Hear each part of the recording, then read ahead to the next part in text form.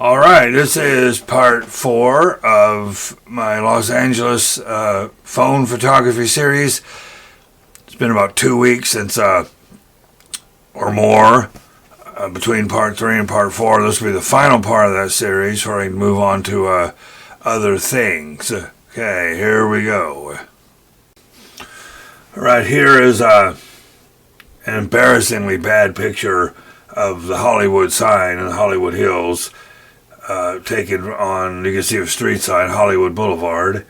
For some reason, it's not as, all access easy to get close to and clear shots of that Hollywood sign. There's these little side streets you can go up that I just wasn't familiar with. Of course, if you're up there where the sign is, you can't get a picture of it. You're too close, or you're behind it.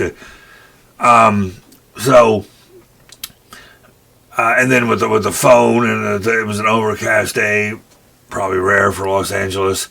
I at least got a shot of it, right? But not a very good one. If I'd had my good camera, I could have stood right there, got the zoom lens, zoomed in, and got a much sharper picture, and one that would have looked like I was much closer to it. And I'll probably recreate that later this year. Here's another one of the stars on Hollywood Boulevard. This one is Rodney Dangerfield. It's kind of hard to see that gold lettering come up through the pink of those stars, but I do not believe I was looking for his star purposefully, but I found it, and I'm glad, because he's one of the all-time great comedians, of course. So I don't know. I'm always curious about how many, like what a total body count of how many stars there are spread out through that area, but I've never looked into that before. Would have been more shots from Hollywood Boulevard. That picture came out pretty clearly. That's a Hollywood Toys and Costumes, a costume magic shop / toy / costumes on Hollywood Boulevard. I didn't go inside there, but there's any number of shops like that as you're going down, getting toward the more congested part. I guess the part where they do the Jimmy Kimmel show and the Madame Tussauds wax museum thing and all that stuff, that's probably the heart of this Hollywood Boulevard, and subsequently the most touristy area too. So again, walking down Hollywood Boulevard, there's an old theater. It says it has a Hollywood. I don't know if those old theaters, like a lot of old theaters you see in big cities downtown, that have either been repurposed or aren't open at all. In downtown Los Angeles, there's several, I'll use the word several, old-timey theater-looking things, and none of which look like they're functioning movie theaters anymore.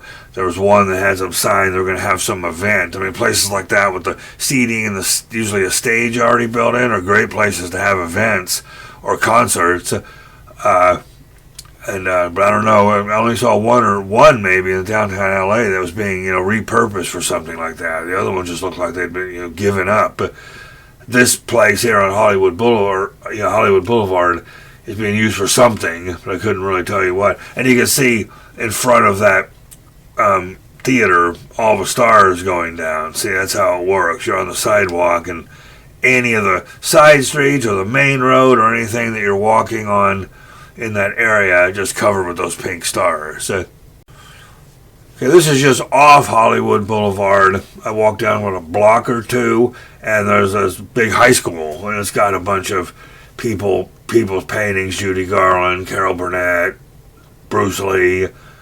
A lot of people I can't make out or don't know who they are to begin with. Elvis Presley's on there too, I think. So, and I doubt seriously that all those people went to that high school, because you know how it is. People who were in movies and stuff quite often can't flock there from all corners of the country. Like, oh, Hollywood, I got to go to Hollywood and see if I can get in a movie. It isn't like Hollywood, breeds movie stars. They often come from other places.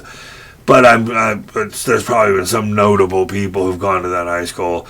It's right there next to Hollywood Boulevard, and what's weird about it is just off to the side of it, they have a full-time football stadium that's just been jammed into a 150-yard spot or something. There's a field with goalposts, hardly any room on either side of the field beyond the goalpost, and no room even for like big, seating stands. They're just regular like seating stands. You'd see on both sides, like at a junior high school football game or something. So it's probably the most efficiently contained 100-yard football field I've ever seen, and it's because there's no room around it. It's surrounded by other little buildings or businesses or garages or something. But that is Hollywood High School. Okay, this right here was interesting. I had to find a bathroom, which I'm often having to do when I'm out and about. And right across the street with that red sign is a Madame Tussauds, whatever, the wax museum, famous wax museum. I've seen the one in London, too. I think it started in London, but then they moved, to other places. All to the right of that wax museum are all, other famous businesses. On the caddy corner back there, it's called La La Land and Marshall's. But anyway, where I found this little, I don't know if it was a coffee bean and tea leaf chain or something, but there was this coffee shop, and I went in, got a cup of coffee, and used their bathroom, and then you walked out in this teeny tiny little porch where you sit there and drink your coffee, and right there at that intersection, that was your view. So I literally just, buy a cup of coffee so that you're officially a patron, right? And I could have sat, you sit right there, you're people walking by you all around, people watching. It's a perfect spot to be. You're not going to get run into by anybody or you run into anyone else, and look left or right and see, all the stuff going on. You can sit there, for hours. So that was a cool little spot. I think if I go back there, I'm going to try and remember that and go to that same spot to, take a load off and well, because I probably wouldn't go into any of those places that are on the strip there, but sitting there and getting a bunch of photography done, as you could sit with your own little built-in table. Yeah, that idea is great. So that's just a view of Hollywood Boulevard, and I don't know what the side street is. This is one of the interesting the subway stations. It's got some scenes there. I don't know, that one on the right is probably supposed to be like, Jack Kerouac and William S. Burroughs having a deep conversation in a coffee shop or something. I mean, who knows? But throughout this series, I've shown some of the subway stations. I think next time I'll probably I'll be in more subway stations, I think, for one thing, so I'll get more pictures of them, or try to. That came out pretty good for an inside picture on a phone, though. But they try and make put some kind of decor or something in the subway stations. I was in Moscow, Russia, many years ago. They have beautiful subway stations. They're like works of art, carved into the earth underground. I've never seen anything quite that nice, but I think they purposely tried to make their subway stations there real nice, to make the people happy as they went off to their their Soviet bloc jobs or something. I don't know. Okay, this is a shot from the promenade up on Santa Monica, looking down on the beach of Santa Monica. Santa Monica Pier would be to the left of this. Main thing of note about this picture is those houses you see. They're actually, so you got the promenade, it drops straight down, then there's a road, a busy road. That's the Pacific Highway 1, which goes the whole length of California pretty much along the coastline. Then across that street are these houses. Then on the other side of the houses are the beach, of course. Now, I'm not saying it's this house you can see or any of these houses you can see in this picture, but one of these houses right there on the beach down on the promenade is where John Lennon, when he was separated from Yoko Ono in, I don't know, 1973 through 74 up until around 1975, about a year and a half they were separated. She stayed in New York. He came all the way out here and rented a house in this area or on that strip of houses there, and a lot of people used to go, visit, and he called it his lost weekend. He pretty much just messed up and drunk for the whole year and a half, like trying to forget Yoko Ono or something. Of course, they wound up getting back together, as we all know.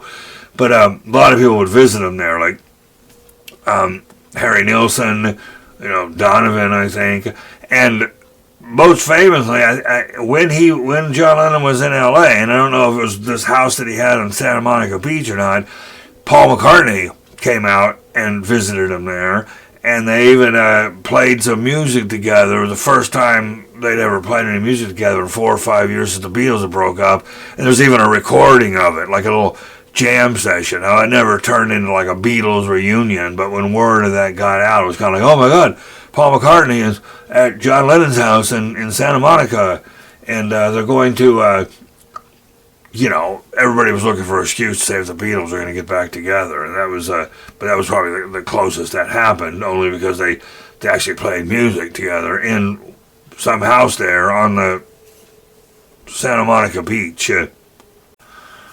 And this is getting off the subway stop in Santa Monica into the line. Then walking back out toward my hotel, you come across this. Just some wall art, mural, greetings from Santa Monica.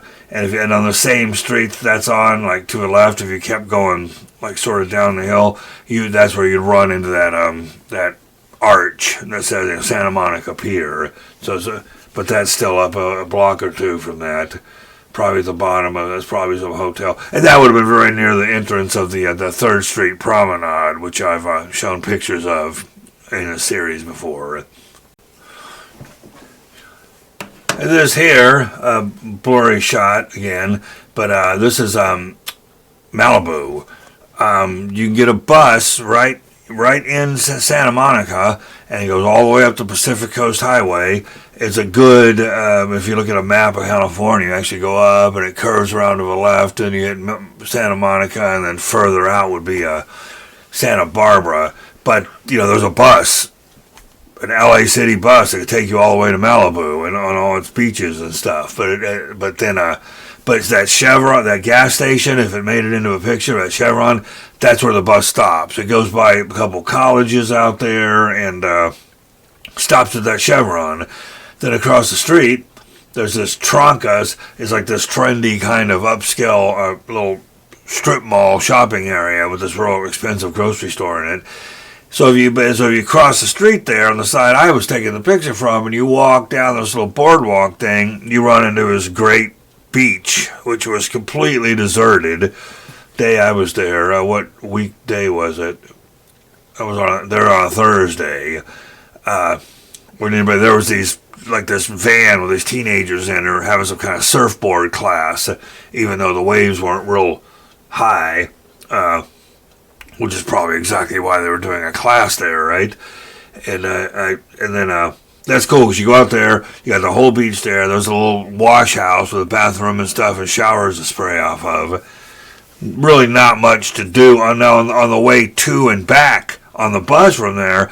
There's all kinds of little fish shack restaurants and different stuff like that. You could get off the bus anywhere you want to and go look at some of those shops and things like that. But when you get all the way to the end of the line out here in Malibu, there's not a whole lot to do except go to that shopping center there. But the beach is the main attraction. You got to walk a little ways, probably a fifth or a quarter mile down from that Chevron to get onto the beach. But it's cool, another isolated, not too busy, crowded beach option I found in the LA area, along with that that Manhattan, Huntington Beach area. This would be another shot from that beach. I have no idea. That beach is called Zuma Beach or something like that, or in Malibu. But that's just standing on the beach that I was on to. I was on my way from that end of the line bus stop. Said, as you can see from what I said in my commentary in the last picture, there was no one there. I mean, that whole stretch of the beach, and to my left, except for that surfing class going on, I had the whole stretch on the left to my beach, of the beach to myself. So yeah, can't be bad. This would be the other direction on that beach. Probably was behind the wash bathhouse by that time or something. I don't even recall until I saw his picture again that they had that paved sidewalk. So if you're, a bicyclist, you could ride on that, because a lot of people don't ride on the sand because you have to have the special tires for a bicycle for it to be able to actually roll in the sand. And I don't even think the sand-rated bicycle tires work all that well. They just do a better job of other kinds of tires. But yeah, that'd be a great place to have a bicycle. You could literally go all the way up the coast. When they do that, you can see the road there on the left. Pacific Coast Highway is, fairly busy most of the time, especially going closer to the big cities. Wouldn't want to ride a bicycle on there if I didn't have to. If you got a little thing like this, you could veer off and get away from the cars. I don't think they have paved sidewalks the entire length of the Pacific Coast Highway, but in a lot of areas where there's a beach access, they do. This is an interesting shot. There's in Santa Monica, down from, it's a little ways down from the Santa Monica Pier sign. There's this city park. Takes up that whole spot right there. And it's a pretty nice park, too. You walk around, there's bathrooms in there. But these little architecture things, when you're inside the park, you gotta look real close into the hole of the architecture. But you see there's a little fenced in thing that's a observation deck. So if you're inside the park, those two weird looking, alien mouth looking sculptures, you actually walk out to an observation deck, which is then facing the ocean, and you get pictures. I did go. There's just a shot of it from the outside. It was a cool park. I didn't find it till like almost my second to last day there. And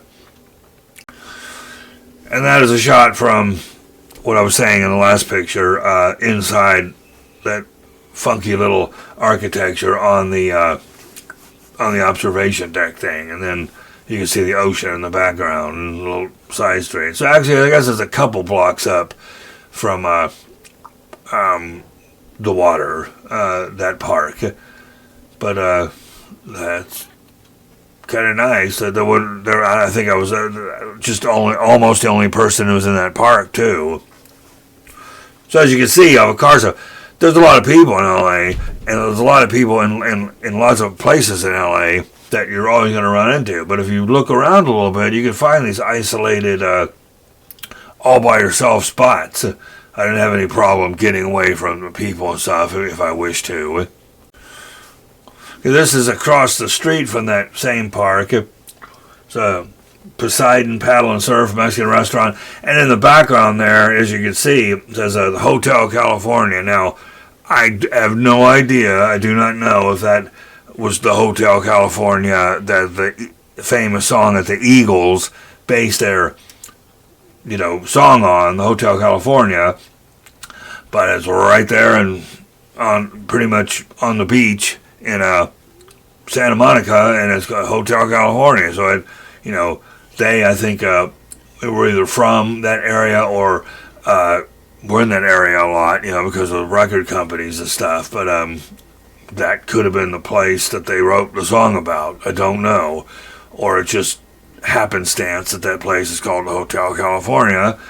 And if that place had been around in the 70s, that hotel, and that song was as big a hit as it was on the radio, that hotel would have got a lot of blowback about that, or a lot of business, or both. This is a shot from an overhang up in that park still.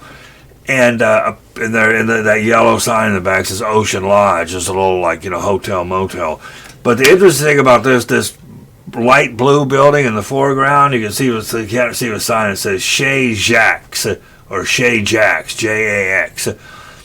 This place is, one thing, it's a bar and lounge. A lot of famous people used to hang out there. Apparently they have these peanuts that they give away for free there. They're supposed to be like, world famous peanuts at Chez Jacques bar in Santa Monica. But anyway, one notable story about that bar, it's where President John F. Kennedy used to surreptitiously get out to L.A. and when he was having the affair with Marilyn Monroe, right? Well, apparently that's where they would meet. It's supposed to, the people who own the establishment too are supposed to be very, very, what happens in Chez Jacques stays in Chez Jacques kind of mentality.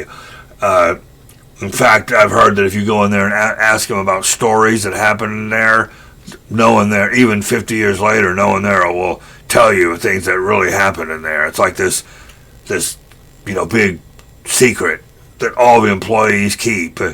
Even new employees, they probably tell them in their training, never talk about whatever happened here, even if you know for sure. But the story is that John F. Kennedy would meet Marilyn Monroe there, and then some of those houses I showed that were on the beach, some of them were for rent, they actually go there and rent out one of the rooms, or hell, they could have gone right next door to one of these little hotels around there and, did their thing. Of course, while John F. Kennedy's wife was still in the White House, I'm assuming, all the way across the country in Washington, D.C. But, John F. Kennedy was known for being a philanderer. He used to have, these wild, what parties, like in the White House and stuff. While his wife was out shopping, they sneaked the girls out the side entrance when his wife, came back in the presidential limousine. Literally, she'd walk in the house and he would have just been, philandering with some girl they just brought to the White House, picked up somewhere only half an hour before that. But this building here has a lot to do with his interaction with Marilyn Monroe, as the story goes. This is on the Santa Monica Pier, but on the other side, not the more populated beach side, but the forgotten side of the Santa Monica Pier. Now that would be, so there weren't as many people on the beach there, but there's enough. You got that nice little area where you can ride your bike. And I didn't go onto the sand down there, but I think if you're on the pier, you could have. There's a little parking area, and you go down these stairs, and you're on that side. So if you were going to be on the beach near the Santa Monica Pier, you'd probably be better off going to that side than the other side. Now that side there in this picture would be heading down toward Venice Beach, although Venice Beach is still a good mile and a half further down. But that's almost a secret little beach there if you want to look at it that way. This is a shot from down along the bikeway, pedestrian walkway down the Santa Monica Beach, or down from that promenade. Nothing real special about that. I think this was taken on, still on Thursday, September 21st, 2023. It looks like an evening shot. I know I went down there to that beach the morning before I left. I checked out of the hostel, actually, and then left. Think about taking the quickest train route that you can from L.A. back to Texas. You have to, the last day you're there, you have to catch the train. Doesn't leave L.A. till 10 o'clock at night, so you wind up spending a whole lot of time in that Union Station, which is a great, fine place to hang out. But 10 o'clock, and then you go right to sleep. You wake up, you have one whole day on the train, and then when that day's done, you go to sleep. And then the very next morning, by like 9 o'clock or something, you're back where you started from, as long as you live in the central part of the United States. That's not too bad, but it's pretty brutal knowing you're leaving LA and having to wait till 10 o'clock for the train to even depart, but that's the way it goes. This would be a shot up on the promenade, a scene like that goes on and on and on and on. Benches and parks and people rollerblading and walking and laying in the grass, and this is just like a block from the place I stayed. So every day I'd be out in the city or somewhere, and I'd come back, take my shower or whatever, and then I'd usually walk to this promenade area and just sit on some grass and hang out. Walk a block back to the hostel, eat or something, and then usually when it was dark out, I'd oftentimes go back to the promenade again in the dark, hang out there until it was time to go back to a hostel and go to sleep. But yeah, it's this huge park area with paved avenues on it and little dirt. It just goes for all the way across the length of Santa Monica. I think it's called Promenade because that's what it is. Of course, and it's risen up quite a bit from the water. The water's down. There's a little like mini cliff. It might be the Santa Monica Pier you can see in the background there through those palm trees. I'm not absolutely certain. This is a picture from the whole edge of the beach, looking back toward the buildings, some of the buildings of Santa Monica. It was interesting when I walked out the length of that beach. It always sucks to try and walk through the sand with your shoes. It's hard to walk on the sand unless you're trying to get to the edge of the water and then go swimming. Then you set up for a while, it's okay. They sometimes have these mats that lead out, halfway or 3/4 the way out of the sand because they know that, you can walk on these mats and even roll things and it's fine. Then you hit the sand and finish the rest of the way to the actual water. But this is, but I did not swim here. I wanted to walk. I don't think I had walked out to the water at the Santa Monica beach the entire 9 days I was there last time. So I wanted to do that. This is probably the morning that I left. Thursday, Friday, 8:45 a.m. on the 22nd. Yeah, I probably did leave there on a Friday at 10 p.m. But so that was the morning time. I still had a couple hours before I had to check out. So I went for one more walk on Santa Monica Beach. Alright, so that was the day I left. It was the same date. This was about 4 p.m. And I was in the Union Station. Now, the Union Station is a great place to hang out. If you go down through those archways that you can see, the orange archway thing, and out the main door, you're in the front of Union Station on a big road. I don't know what that road is, but you could go off from there and do stuff or whatever, hang out, walk down and get in trouble or something, and walk all the way out to the edge of that street to, like, if you want to smoke or something, because you can't do it on the grounds of Union Station. And there's a couple restaurants through that arch too. A bar and restaurants are in there. And then on the other end of the long course causeway of Union Station, there's like a Starbucks and a Subway sandwiches and some other places like that. I had plenty of time, so this is still 6 hours where I would have got my train.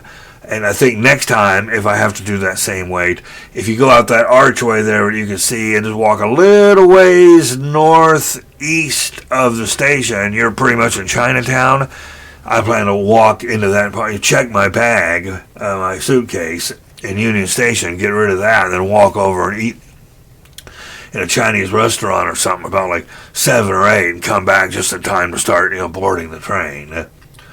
But that little area, those orange gates that you're inside, you can walk all through the station, but you have to show a Amtrak train boarding pass to be able to sit in that closed off area. And there's even a little security guard sitting right there. You show them your ticket on your phone or whatever form you have the ticket in, and then you can sit in those nice plush seats. And and that station is really old. I mean, it's almost like jumping back, to the the Depression days of the United States or something. And this is, you go through some doors out of that waiting area, and you're in this closed-in little outdoor park. Those blue umbrellas, a little cafe over there, and there's some fountains in the back there. So I think I got some pictures of that. No, I did not have my good camera the entire time I was there. I thought I'd gotten some pictures, but it was just probably me remembering taking these pictures with the phone.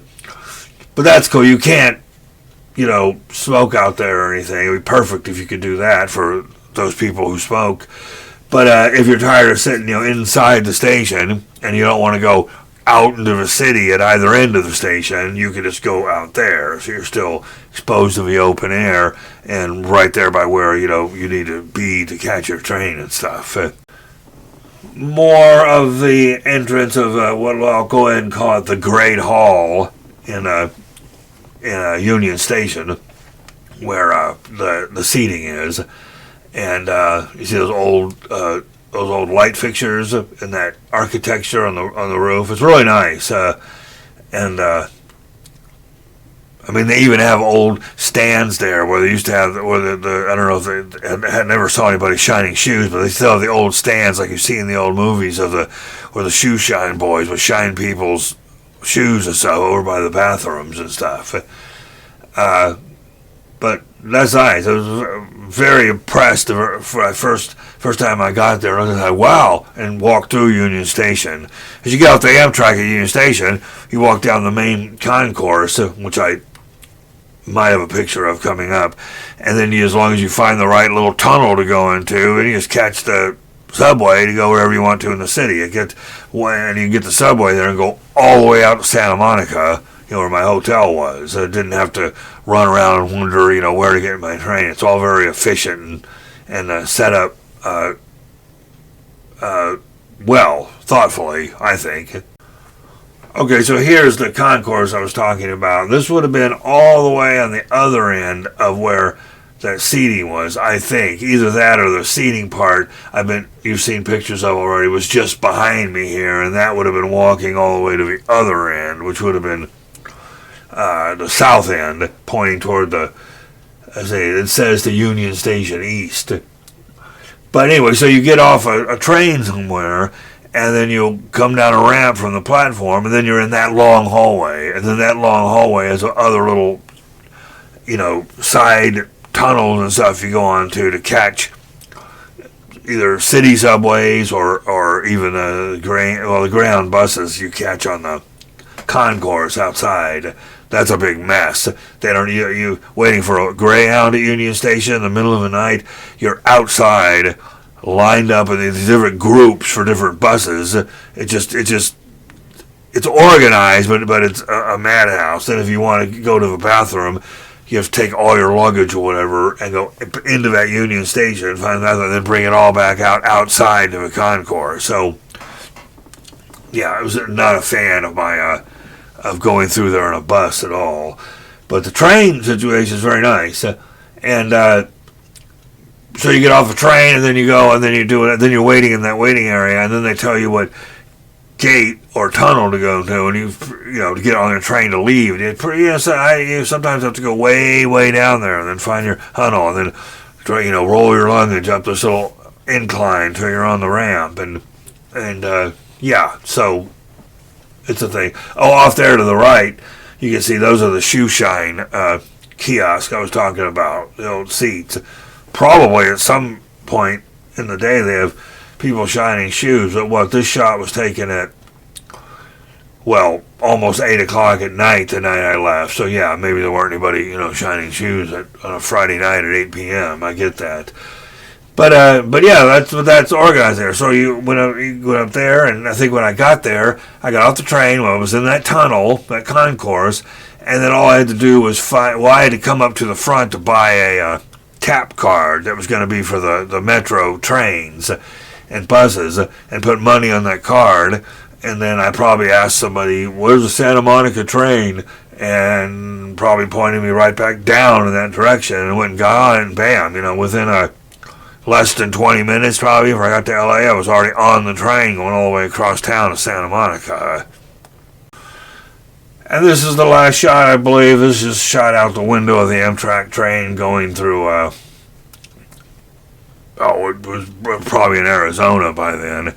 That particular train route that's the quickest from Central Texas goes along south of the state of Texas, pretty much following like the border through Del Rio and stuff, then goes into El Paso, then crosses over to New Mexico, and without stopping for long periods of time, and even any of the larger areas of those states that it's going through, then makes it through Arizona. I don't even think it even goes up to Phoenix. It probably goes through Tucson, which is south, the southern part of the state. So it pretty much hugs the far south of the country and the southwest as it can, then goes into Southern California, of course, and either goes into, if you're going to, you'd think it would go to San Diego and then LA, but it doesn't. It goes to LA, and then if you're going to San Diego, you catch like another Amtrak, the Pacific Coastliner thing or something.